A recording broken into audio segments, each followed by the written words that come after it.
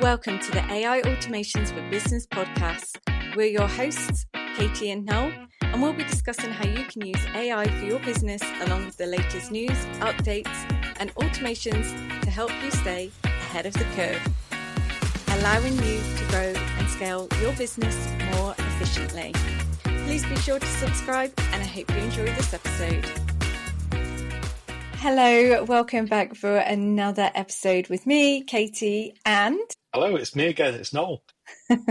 So we're doing a slightly different episode to the ones that we've recorded so far for you. And we want to give you some updates. And I'm also going to be asking Noel some questions about things that I have seen and heard online. So I hope you really enjoy this episode. And of course, if you've got any questions that you want us to answer, then just let us know. You can either send us a message or you can come into our free LinkedIn group, which is AI Automations for Business. It's open to anyone and you can come and just drop your question in there. And we would absolutely love to hear from you and answer your question. Okay, shall we get into it now? Let's do it. Okay, so let's start with any updates or anything new that's come out recently. So as of recording this, we are in March of 2025. So yeah, there's been quite a few updates recently. The AI model arms race is continuing. It's going strong. So within the last few weeks, we've had Anthropic have released Claude Sonnet 3.7. That model is incredible. It's really, really good, really fast. It has incredible, coding abilities and things like that. So it's a lot better than their previous 3.5 model. And yeah, I would say it's the speech or mimicking human speech is also a little bit better than 3.5. And for me, 3.5 Sonnet was probably the best out there. So yeah, it's only getting better. Can you give us a bit more detail on what makes it so good, like what this update is? Can you give us any more details? So I think what makes it so good is it understands the prompts a bit more easily as well. So when I've been testing and using this, it's like, with 3.5 Sonnet, you could ask it a question and it might get it right, might get it wrong, or especially in automations and things like that, it might, hallucinate and do different things that you don't want it to do. But 3.7 is next level. It really understands what you're after. It really thinks about it as well. So they've kind of added that there's the whole reasoning is like a big thing at the moment where models, go through a chain of thought to think about a response before it gives it. So yeah, that's also been added in as well. So, it takes a little bit longer to get a response back, I think, but the responses How much longer are we talking? A couple of seconds. Right, okay. Yeah. Some of the other reasoning models, they might take a minute or so to think, whereas, with 3.7, it's a little bit quicker. But yeah, as it's thinking about it, you can see all of its chain of thought, what it's gone through. So if you don't get the response you like or was expecting, you can always go back and review what it did and then maybe adapt your prompt to make it work better. Yeah, that sounds really good. Yeah, no, it's awesome. Yeah, it's a similar price 3.5 Sonnet as well. So if you're using it for automations and things like you're then using the API, the costs are very similar, and you're getting a performance boost as well, which is always nice. Yeah, sounds good. Okay, So any other new updates? So the other one is another model update. So and who's this for? So Anthropic released 3.7 and then, Sam Altman at OpenAI went, hold on a minute, we can't have this, go unchecked. Yeah. So they decided to release GPT 4.5 research. That's really, I say again, it's another really clever model. They're only getting smarter. But what this one does is you can give it a question and say, well, do me some market research on this niche for this product. And it will go away and it will think for ages. It will troll the internet for 10, 12 minutes to get all of the information. So even a simple question, it will really go into it. But before it goes off and does the research, it will take a look at the question or the prompt that you've given it and then be like, well, hold on a minute, that's probably not everything.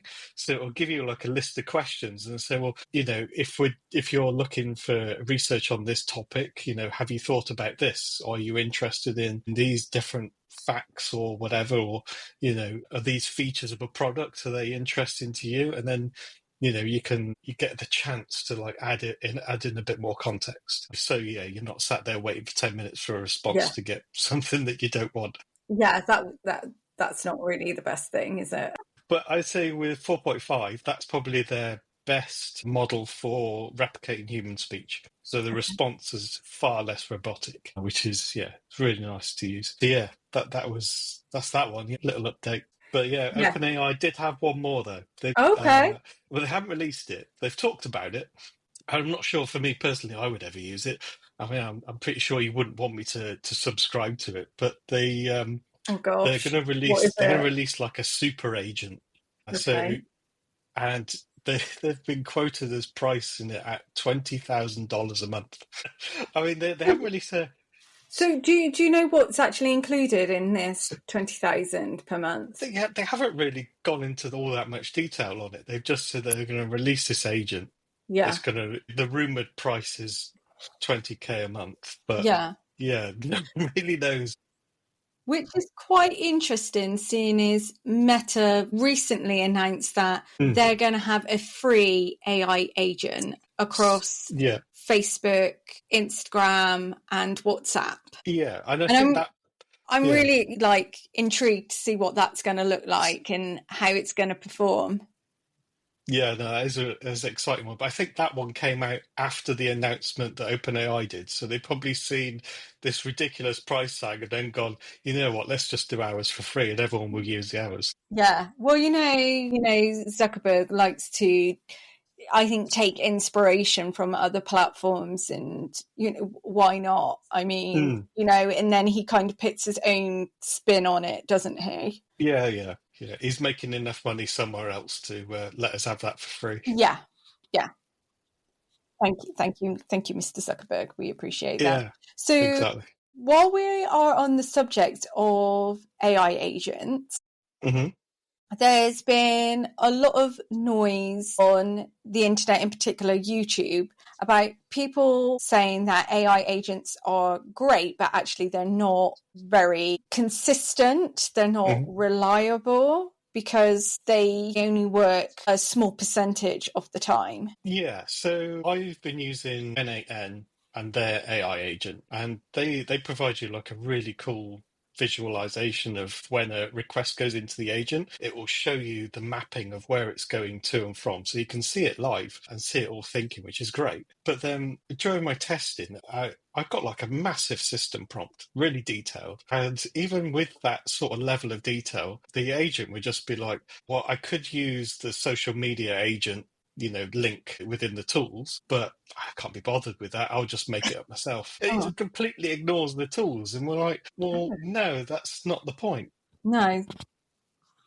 Okay. Yeah. And I think for like businesses and anything that's like client facing, and if you're using an agent that's doing like booking systems and things like that, like you could Mm, find that the agent would say, yeah, I've booked you in for 2 o'clock. But actually, within your business calendar, that doesn't exist because it just went, yeah. yeah, that'll do, Okay. and made it up. Concerning. It's a bit, but it's only about 5-ish, 10% of the time. But the thing you've really got to do is like really jump in and like, sort out your system prompt, make sure it's really well structured and the things that otherwise, yeah, it'll go off and do its own thing. So you almost need to tell it to not ignore what you've previously told it. Is that correct? Yeah. Yeah, yeah, you do need to do it. You also need to describe all of the tools that it's got access to as well. Like in N8N, you've really got to say, well, there's a tool there to do this particular function, and that function will produce whatever it does, like social media posts or Yeah. images, and you've got to be really, really strict on that. And then you've got to name that tool in a way that the AI would then go, right, yeah, so I need to go down that route. Because Mm, if you're unclear in any of those two areas, it'll just start ignoring it and then doing things on itself. Even for me, it was like I have like a hierarchy of agents. So I've got like a top level agent that dishes out tasks, and then there's sub agents that then do the tasks. And that was kind of what I was testing out. I had like a social media agent, and it would go off and create posts and images. But then what I was finding it was that agent was doing the job right, so that was good. But whatever it was sending back to the top level agent was like, I don't care about that. It just made it up and then just sent me something back that was nothing to do with what the other one did. And I was like, oh, come on. So Okay. yeah, it's Yeah. tricky. It's not perfect, but Yeah. Okay. But then I guess we are still very early days with AI agents. definitely, yeah. I think for businesses, we need to be looking at more linear workflows. So you have one input that goes Yeah. into an AI, and then that then does one particular output. Yeah. Nothing too And then, it, complicated yet. yeah, yeah, that's a safe bet. Okay. So the other thing that I've seen popping up and people kind of like going to town on is Mm. that businesses who are using AI and almost like trying to make us feel bad for using AI or AI automations because we're losing the human touch. And, you know, a lot of us started our own businesses because we wanted that, you know, that service piece. We wanted to be able to help people. And by then using AI, we're taking some of that away. And I guess like I would really love your thoughts on that, Noel, because obviously I understand why people are saying it, but I feel like also at the same time, people who are saying this probably don't know AI and AI automations particularly well, or to the level of what you can do with AI and automations.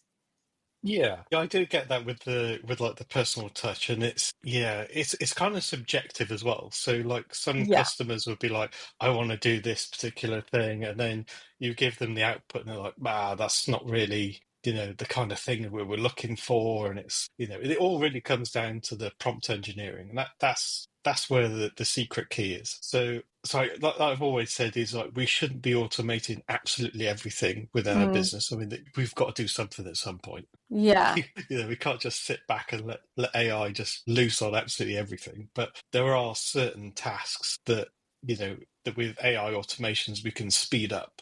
So where it'd be like you've got like a product that you're selling online, and you want to be able to send them like a personalized email. That's something that's really easy to do, and it can be done within seconds of the order being placed, or they could wait 6 hours, because they've ordered it in the middle of the night, and then yeah, it might take us like 10, 15 minutes to write an email that's tailored and personalized, to give them that extra experience. Whereas, with the automation side, we can just do that instantly, almost. yeah. It's picking and choosing, isn't it? What's going to save you time? What's going to save you overwhelm? And instead, where can you put that energy and that time into like wowing your clients and providing an incredible service elsewhere? Absolutely, yeah. So the another thing I built the other week was kind of something that you could easily automate, was like the Trustpilot reviews for companies. Like most people ignore them, or most companies ignore them. They just never bother to Yeah, they just respond. kind of like collect them and then go, Yeah, we've got so many hundred or thousand five-star reviews on Trustpilot. yeah. But then they never look at the bad ones, and they might even just like respond to the good ones because they're like, "Oh, I don't really want to get into any confrontation with a 1-star review."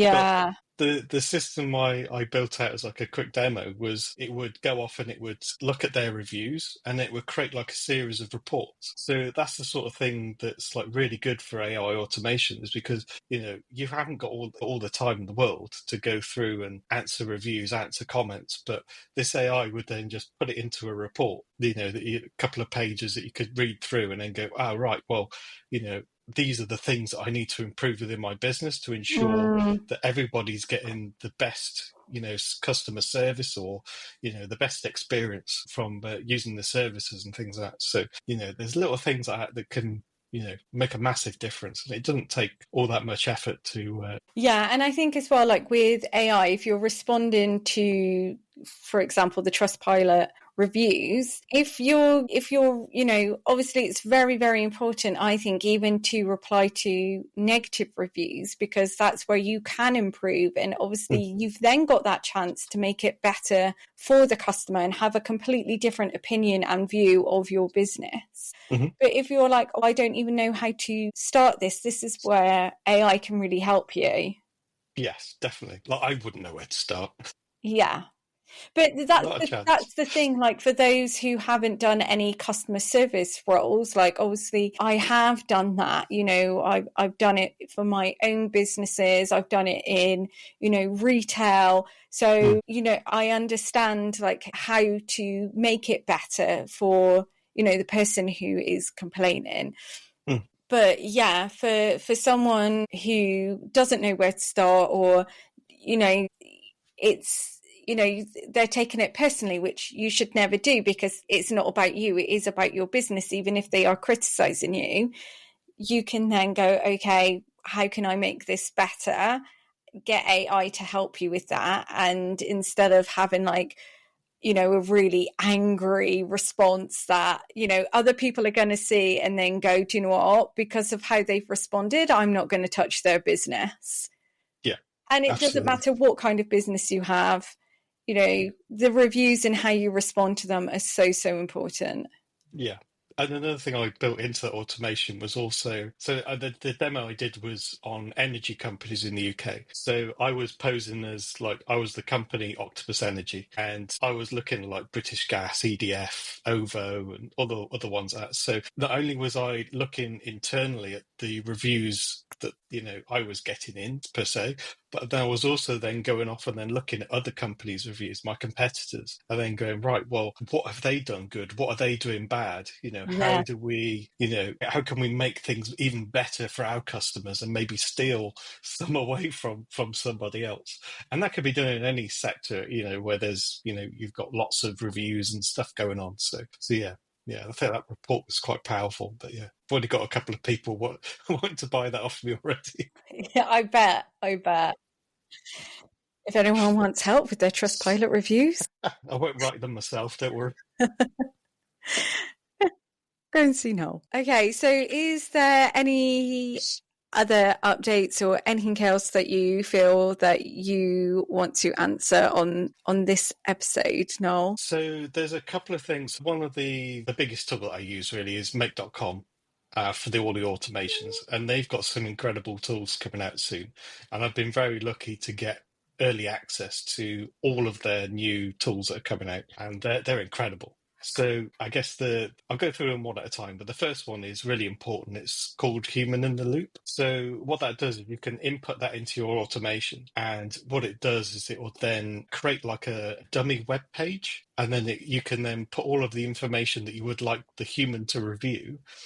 And, it then sends like an email to like, I don't know, either to yourself or to like a manager within a company. And then they can then go through and look at what the AI has done and, review it properly. And then they can either amend it or approve it. And, if it approves, it then triggers the next workflow, which then, posts a social media post somewhere or whatever you've got in there. So yeah, that human in the loop's like really, really clever. And I think it's going to be a massive tool within Make. Okay, well, you'll have to keep us updated.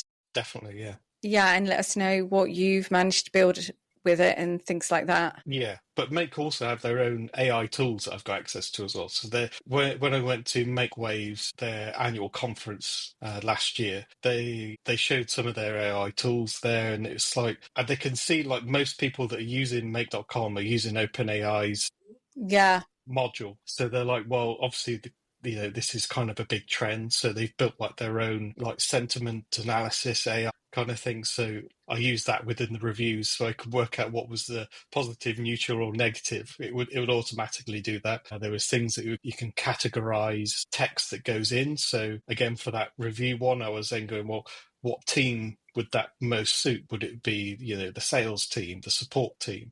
And it would figure all that out and then just output which one it was. It wouldn't give you anything else. It would just figure out that one little piece. So yeah, they've got loads of really handy little tools that are coming out that just drop into a scenario really nice and easy. It also means you don't need to do any prompt engineering. It's already done for you. Which is Amazing. really cool. Yeah. That'd be music to a lot of people's ears. Absolutely, yeah. Spend a lot of time typing. Yeah.